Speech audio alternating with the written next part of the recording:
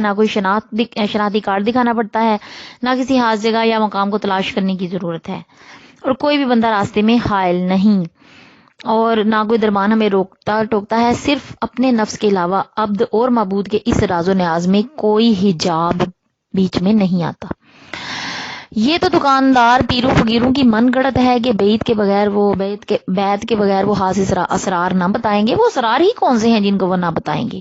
جن اسرار کی ضرورت تھی ان کو تو حضور صلی اللہ علیہ وسلم نے گلیوں اور بازاروں میں گھوم پھر کر اور پہاڑیوں اور ممبروں پر چڑھ کر اعلان بیان کر دیا ہے۔ ان کے علاوہ دین میں کوئی راز ہیں نہ اسرار، البتہ اشرار ضرور ہیں۔ اشرار کیسے ہیں؟ وہ اشرار یہ ہیں جن کی بدولت لوگوں کو جال میں پھنسایا جاتا ہے۔ ایسے جعلی پیر اکثر جاہل ہوتے ہیں۔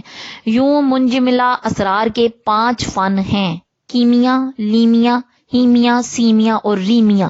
ان میں کسی کا تعلق تو سونا بنانے سے ہے، کسی کا حبس دم سے، کسی کا روح منتقل کرنے کا تصرف حاصل کرنے سے۔ یہ سب دنیا دار شعبدہ بازوں، عاملوں اور جوگیوں کے استدراجی کرتب ہیں۔ دین سے ان کا دور کا بھی واسطہ نہیں، اور نہ ہی تصوف کے حقیقی جوہر سے ان کا کوئی تعلق ہے۔ عقلی طور پر وہ کہتے ہیں کہ میں نے نماز کی آسائش، سہولت اور افادیت کو کشادہ دلی سے تسلیم کیا، یعنی کھلے دل سے، لیکن عملی طور پر بڑی حد تک محرومی کا شکار رہا۔ نماز کا وقت آتے ہی میرے اعصاب پر کاہلی، سستی اور کسل مندی کا ایسا شدید حملہ ہوتا تھا کہ میں مایوس ہو کر یہ سمجھ بیٹھتا تھا کہ ایسی نماز کا فائدہ ہی کیا جو رغبت و شوق سے ادا نہ کی جائے۔ لیکن ایک روز قرآن کریم کی تلاوت کے دوران سورۃ النساء آیت نمبر 142 نے اچانک میری آنکھیں کھول دیں۔ اس آیت کا ترجمہ یہ ہے: اور جب نماز کو کھڑے ہوتے ہیں تو بہت ہی کاہلی سے کھڑے ہوتے ہیں، صرف آدمیوں کو دکھلاتے ہیں۔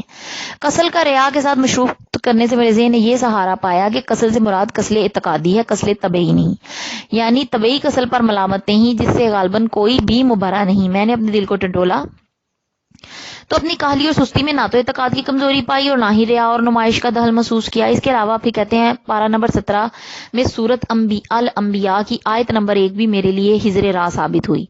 ترجمہ: ان لوگوں سے ان کا حساب نزدیک آ پہنچا اور یہ غفلت میں ہیں، اعراض کیے ہوئے ہیں۔ اس سے مجھے یہ تسلی ہوئی کہ غفلت مذمومہ وہ ہے جس میں جان بوجھ کر اعراض یعنی ٹال مٹول ہو، حالی غفلت کی مذمت نہیں، کیونکہ عادتاً تو غفلت سے کوئی بھی حالی نہیں۔ چنانچہ میں نے ہمت کر کے اپنی تمام کاہلی، کسل مندی اور غفلت کے باوجود کسی حد تک نماز کرنے کی پابندی اختیار کر لی۔ کافی عرصے تک تو نماز گنڈے دار ہی پڑھتا رہا، لیکن نیت نیک رکھی۔